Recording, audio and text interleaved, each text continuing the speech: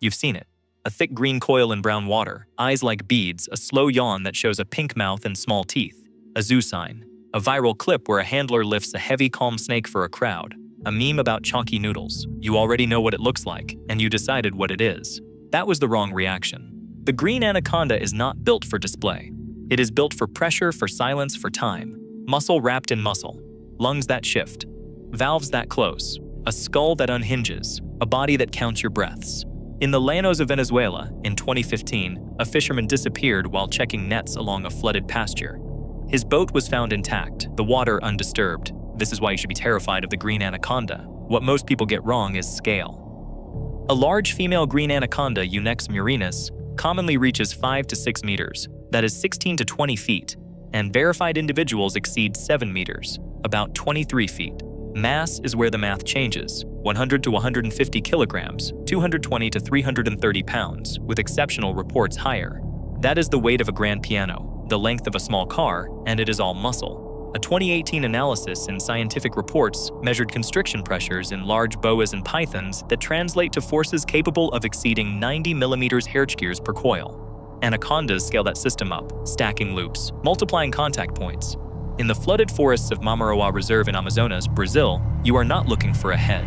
You are looking for a line in the water that does not move, then moves once. 2 beats per minute. Motionless, invisible from the surface. What most people don't know is how little bite matters. The teeth are small, recurved, built to hold, not to cut.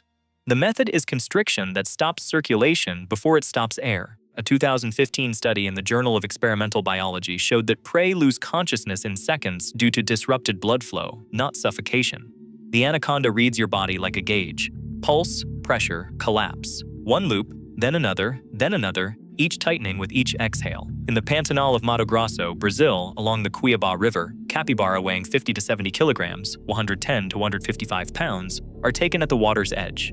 The snake does not rush, it waits, it aligns, it commits once. The familiar video shows a slow animal. The real animal is a decision made at the exact second your foot breaks the surface. What the documentary didn't explain is the head is not where you think the control is. The eyes and nostrils sit high, a periscope arrangement, but the true work is distributed along the body. Muscles fire in sequence, like a conveyor. The trachea can extend forward inside the mouth during swallowing, a built-in snorkel. Ligaments between jawbones stretch, allowing a gape that can accommodate prey with a girth wider than your shoulders. In the Orinoco Basin of Colombia, along black water tributaries that smell like leaves and iron, researchers from the Universidad Nacional de Colombia recorded feeding events where the prey-to-predator diameter ratio approached 1:1. It is not speed like a cheetah. It is timing like a trap. On the morning of October 14, 2021, a field technician working with a conservation team in the Beni wetlands of Bolivia set out to check camera traps along a flooded savanna edge. He was experienced. He knew the protocols. He had followed every recommendation. Approach slowly, avoid overhanging banks, probe water with a pole, keep distance from dense mats. At 09:20, he stepped from a narrow dugout canoe into knee-deep water to adjust a camera fixed to a low tree. The strike was not recorded. The sequence is reconstructed from drag marks and telemetry from a tagged female anaconda in the area measuring 5.4 meters, 17.7 feet, and estimated at 120 kilograms, 265 pounds. There were no deep lacerations. There were puncture marks consistent with small recurved teeth on the forearm and lateral torso, used for purchase.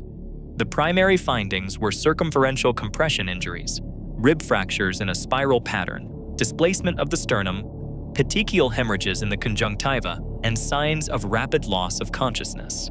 Soil and plant debris were embedded in clothing consistent with submersion. The body was recovered approximately 12 meters, 39 feet, from the point of disturbance, partially submerged, with coils documented in situ by the response team. The official report by the Regional Environmental Authority concluded death by constriction with associated asphyxia secondary to circulatory arrest. There was no evidence of predation beyond initial holding behavior. The snake released after interruption by approaching colleagues. He did nothing wrong. He followed the checklist. The checklist is not the system the animal uses. What most people don't understand is the sensory world here is not visual. The anaconda reads vibration through water and substrate. Pressure waves carry information farther and cleaner than light and silt. Chemical cues ride currents, A tongue flick samples, a Jacobson's organ decodes. Heat sensing is less pronounced than in pit vipers, but contact tells the rest. In the flooded forests of Peru's Pacaya-Samiria National Reserve, water levels rise by 10 to 15 meters, 33 to 49 feet, each year, turning forest into lake. The ground you trust disappears. The branches you grab are part of the hunt. A 2020 paper in the International Journal of Conservation Science documented seasonal shifts in anaconda movement tied to flood pulses. As habitat expands, so does the interface with humans in canoes, on raised walkways, on temporary camps. The animal is not chasing you across land. It is waiting where land becomes water. What most people don't know is behavior is consistent, not smart in a human sense, but patterned. Sit and wait at choke points. Revisit successful sites. Track the memory of a place, not the memory of you. In the llanos of Venezuela, ranchers note repeated takes at the same cattle crossing each wet season. Calves of 30 to 50 kilograms, 66 to 110 pounds, vanish at dusk at the same bend, at the same depth. A 2019 report by Venezuela's Instituto Nacional de Parque cataloged recurring predation sites over multiple years within a 50-meter, 164-foot radius. 3 facts repeat. The water is shallow. The bank is undercut. The vegetation hangs low. You step there because it looks easy. The snake waits there because it always works. What the headline didn't explain is digestion is a long, vulnerable window that still does not make them safe. After a large meal, metabolism spikes, organs enlarge, and the snake may remain near the site for days. Heart rate rises, body temperature is regulated through behavior, and the animal seeks cover. A 2017 study in Nature Communications on postprandial physiology in large constrictors showed organ mass changes of up to 40% within days. In the Negro River floodplain, Brazil, that means a heavy, fed anaconda still occupies the same backwater you use to wash clothes or clean fish. It is slower to move, but it does not need to move far. You are within reach already. It is not about speed. It is about timing. Not because it can outrun you. Because it does not have to. That is not a quirk. That is a design feature. This is not the popular model of a snake that chases. This is a system that waits for the exact moment your body gives it leverage, then converts your own movement into its force. It is not a bite-driven predator. It is a pressure-driven one. Not because it crushes bones first, because it stops blood flow first, and the rest follows. The paradox is simple, and it is precise. The more still it is, the more complete its control becomes. What most people get wrong is where the risk is increasing. Habitat is not just shrinking, it is shifting. Parts of the Amazon basin have seen localized deforestation rates exceeding 15 to 20% over 3 decades, while other areas experience prolonged flooding tied to climate variability.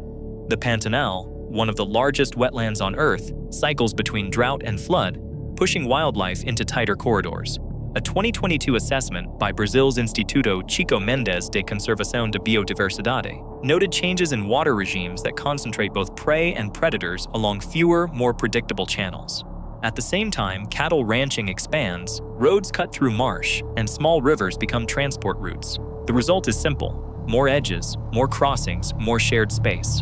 Reports of large constrictors near human activity have increased in parts of Mato Grosso and Pará, not because the animals seek people, but because people now use the same narrow bands of water the animals have always used. Encounters are now happening at boat ramps, at irrigation ditches, at the edges of villages where the ground looks firm and is not. There is one more detail that changes how you picture this. The skin is not just camouflage, it is a map of pressure distribution. Each scale anchors muscle beneath it, allowing micro-adjustments along the entire body length. When the coils tighten, they do not do so evenly.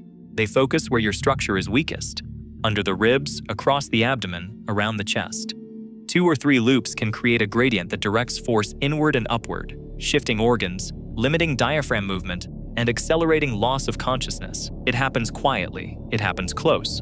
The next time you step off a bank into warm brown water at the edge of a forest, you tell yourself it is shallow, it is calm, it is familiar. You place one foot, then the other, then your weight.